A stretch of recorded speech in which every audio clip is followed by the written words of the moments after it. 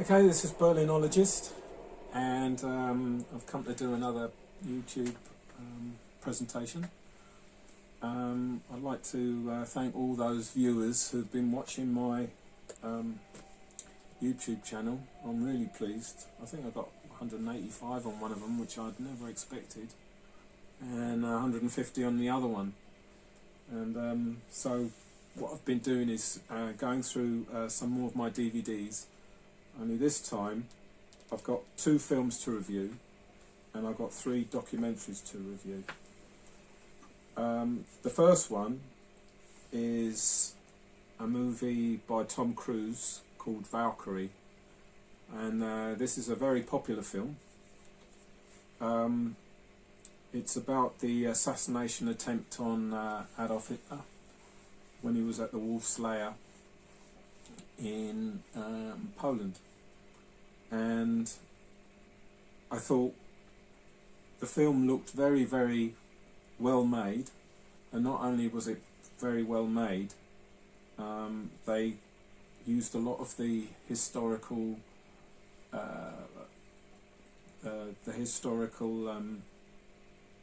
locations and the facts, and they were able to marry the two together with the filmmaking, because when you're making a film you have to take into account it's not a documentary. However, they used a lot of historical locations for this film, and I thought that was to be commended. Details like Hitler didn't like anybody to smoke, so you see a scene where he goes to the Wolf's Lair and everybody's stamping out their cigarettes. He didn't like anybody drinking any alcohol.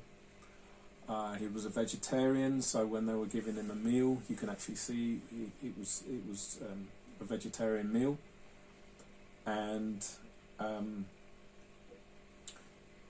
like the Wolf's Lair, when the bomb plot actually occurred, it was moved out from the bunker into a hut, and that pretty much saved Hitler's life.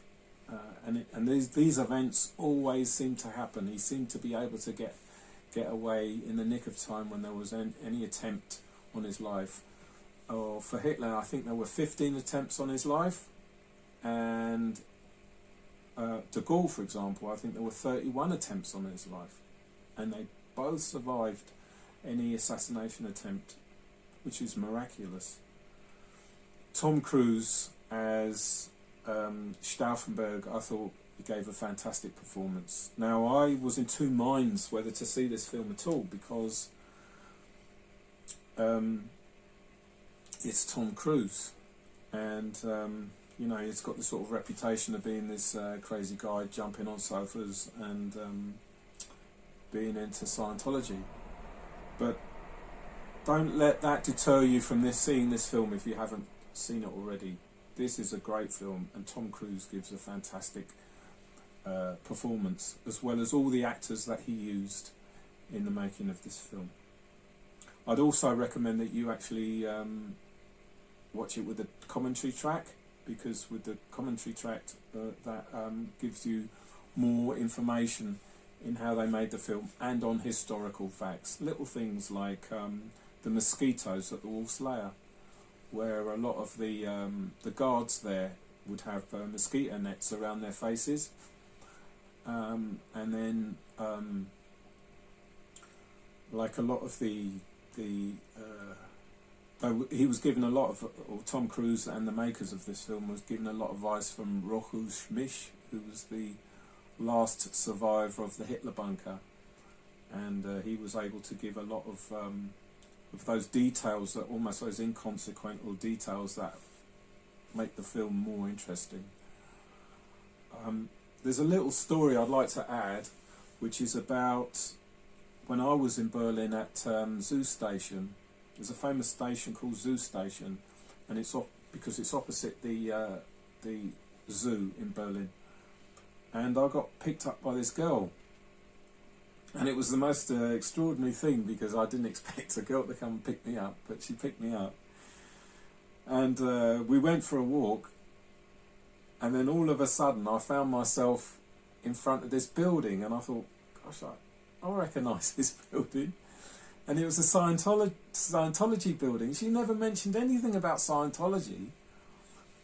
And yet, you know, once we got into the building, she disappeared, and I thought, I've been had.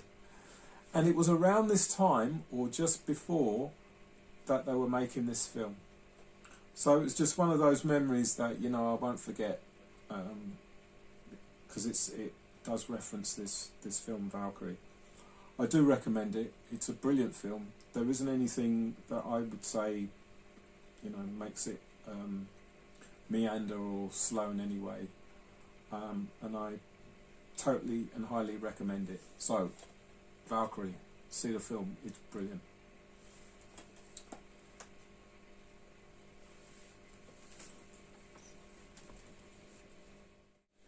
Okay, the next film I want to review is called Grey Wolf. Now, this is a film that was made regarding Hitler's escape from Berlin to Argentina. Now, if you've watched my other YouTube clips, you'll know that I'm of the opinion that Hitler died inside the bunker.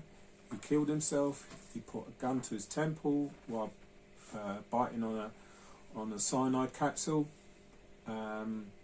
because he knew the game was up. He knew that he couldn't win the war, and he felt betrayed by everybody under his command. And that he was taken out with Ava Brown out into the outside of the bunker, and he was burnt. They didn't burn. He wasn't cremated completely because they didn't have enough petrol to burn him. So the Russians were able to find him and identify him through his dentures, and he was buried in Magdeburg. And in 1970 he was dug up. He was then cremated, and his ashes were thrown in the nearest river. However, this film claims that he escaped to Argentina, and that he lived until about 1962, which I can't personally. I think it's beyond, you know, it's pie in the sky for him to have lived that long, because at the war's end he was very, very ill, and those that saw him, that knew anything, you know, the doctors that saw him suspect that he had Parkinson's, and that it wasn't just his left arm that was shaking. It was his head was shaking, his leg was shaking. He even had to wrap his leg around the leg of a table to try and stop it from shaking. And if you watch The Bunker with Anthony Hopkins, which is on YouTube, which I highly recommend that you watch, you will see how good Anthony Hopkins' performances of Adolf Hitler, because he can somehow create the shakes, so you can actually see it. That's why I say his interpretation of Adolf Hitler is so good. Whereas this film, this is going into, in my estimation, it's going into fantasy land. There was a key scene where Adolf Hitler appears. He looks much younger than his 56 years, and when he was in the bunker, he probably would look like in his late 70s, 80s. But you see a younger version of Hitler that's just, you know, when I looked at him, I could see that he was bolt upright. He didn't walk with a stoop. He wasn't hesitant with his steps. And when he sat down, you could actually see that there was meat on his plate. So I don't know if it was the filmmakers or the actor himself who was playing Adolf Hitler would have done a little bit of research to find out that Adolf Hitler was a vegetarian, and that he walked with a stoop in 1945. So he could not have been able to straighten himself up. The other thing about it is watching it, it does sort of meander. It does seem to go a little bit slow, and it does appear sedate when you watch the film, because you have to ask yourself the question, you know, if Hitler did actually escape, what is he going to do? You know, you ask yourself the same question if you were in retirement. What are you going to do when you're 65 or 70? You know, you just potter about in the garden, you know, go fishing, you know, maybe do some repairs on your car or something. But you need to be occupied. You need to have find something of interest that interests you to get on with your life when you're in retirement. And Hitler, at that point, would have been in retirement. And it's almost like, well, what does he do? Just drink tea all day and eat scones and, you know, talk about the weather? But in some respects, this film does kind of show that. It does give that impression. So it kind of gives you a clue as to what kind of film you would see if you were to watch this film.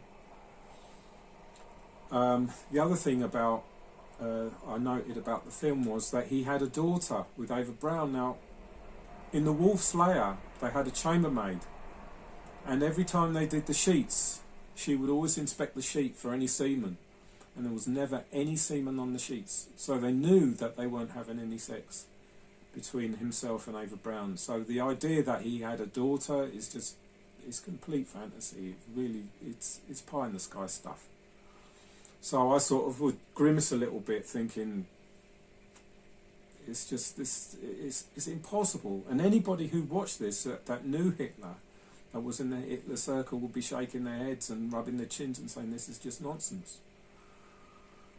The story about Martin Bormann, now that is believable, because Martin Bormann was a fixer. He was somebody that would make things happen. He was somebody that can, you know, if he needed a job done, however bad, however nasty the job is, he could do it. And financially wise, that makes sense, because, you know, they did steal a lot of money, so they'd have enough money to be able to live comfortably, or Hitler would be able to live comfortably and pay for a physician or a nurse around the clock care, because he was, you know, infirm. He would need the care of somebody around the clock. So it's almost like, you know, you'd put somebody like Hitler in a care home, because he certainly needed it. And the other thing is, who would be able to keep it a secret? It would have got out that Hitler was in Argentina, and Mossad would have been after him, the FBI would have been after him, MI6 would have been after him, and I'm sure the NKVD would have been after him, because he has a lot to answer for. It's just beyond belief that he actually got to Argentina. So if you want to watch it, you can. I recommend that you watch it on YouTube, because it is on YouTube. But I've pretty much said everything I need to say about this film. If it is more, I would say, a curiosity. If you really want to see it, then I would recommend this film. But if not, it does meander a bit. Anyway, Grey Wolf. The next DVD that I've got here is a documentary. It's called Berlin Surrender. This was made by the Russians, so there's a lot of authentic footage of the period from Stalingrad all the way up to Berlin. I think it's a propaganda piece, you know, the way it's been narrated. It sort of gives the impression that the Russian soldiers are all these good soldiers that were feeding the population when they did get to Berlin, and giving them bread and soup and things like that. But let's not beat around the bush. These guys, certainly the second wave, were mass raping the women in Berlin, and I think it's one of the taboos that is not often talked about. It's like a footnote in the history books, but it's not openly discussed. I mean, I did review it in one of the films, Anonyma. It's a great film, considering the type of film of what it's about. But This is perhaps a documentary where you'll actually see a lot of footage, whereas I've often said it before, where when they do get into Berlin, how clear the roads are. And I think one of the reasons that I did discover from watching this is where the population were forced to sort of sweep up, and you can actually see them actually sweeping up and shoveling debris from the road onto the pavement, which says a lot, because I always ask myself the question: how did they keep the roads so clear? And you know, when the bombs dropped, they must have dropped on some of the roads. There must have been craters. But of all the footage that I have seen, I've seen that the roads are clear, and I haven't seen any craters in the road. So if there is a documentary out there, some footage, I'd love to see it, you know, because I'm sure there has to be some footage out there that actually does appear as though there is a bomb crater, and that it's been, either they could be filling it up or, you know, repairing the roads in some way, but I'd like to see it. So that's this one. It's called Berlin Surrender, and it's from the point of view of the Russians, this one. Okay, the last documentary I've got to review is Death in the Bunker. This, in my mind, is the best documentary on the Battle for Berlin and on the Hitler bunker I've seen. Even the music really fits the sense of doom, the Gotterdammerung, the Twilight of the Gods, because Hitler was obsessed with Wagner, and if anybody knows a bit about Wagner will know about the Gotterdammerung and the Twilight of the Gods. And it seems to, the end of the war seems to play out the way he imagined Gotterdammerung to be, because he gave the order to Speer to destroy everything. So all the towns, all the villages, all the cities, all the manufacturing, all the bridges. He didn't really give a fig about the German population, because he felt that they didn't deserve to survive the war. He felt that they should go down with him, and Speer wouldn't allow it. That was one of the things that Speer did stand up to Hitler, and he did actually tell Hitler what he thought. And he didn't carry out that order. And Hitler saw this as a betrayal, as he saw all the officers that he felt betrayed by them. And the only people that stood by him was Goebbels, his wife Magda, his dog Blondie, and his secretaries, Trudel Junge. She was prepared to stay with Hitler to the end. But ever since the assassination attempt in I think it was July 20th, 1944, Hitler was never the same. All his inner circle all mentioned how untrusting Hitler was of all those that were under his command, and he didn't trust anybody. And when Goering and Himmler betrayed him, it really was, it was too much to bear for him. And I think he just couldn't bear losing the power that he once had. He had this power, and for him to lose it, it's almost like he felt helpless. And there he is in that bunker, not being able to do very much, looking at his maps and looking at ghost armies that didn't exist. Then you have to give a thought of the Berlin people themselves, of what they had to put up with the constant bombing, shelling, fighting, rapes, food shortages, no water, they have to go to a well, no electricity, no gas. Then you have to consider the winters of 1946 and 1947. So they had to live amongst the rubble in the freezing cold. In front of the Reichstag there was lots of trees, at the end of 46-47, there were no trees left because it was used as firewood. They were constantly having to try and keep themselves warm in order to survive. The Russians made a point of trying to stop all the rapes and the looting.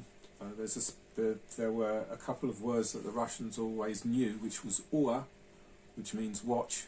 So you'd always have to hand over your watches to the Russian soldiers, and the other one is "Frau komm," meaning "Frau, a woman, come with me, come with me." And they all knew exactly what that meant. So they wanted to put a stop to that because Berlin would then become divided. It would be divided into four zones, and the Russians had the largest zone, which was on the east. And of course, you need to have the population there to stay in East Berlin in order to have some kind of a state. So they wanted to. They were starting to think ahead about the economy and about bringing law and order back to the people and some kind of prosperity as well. And also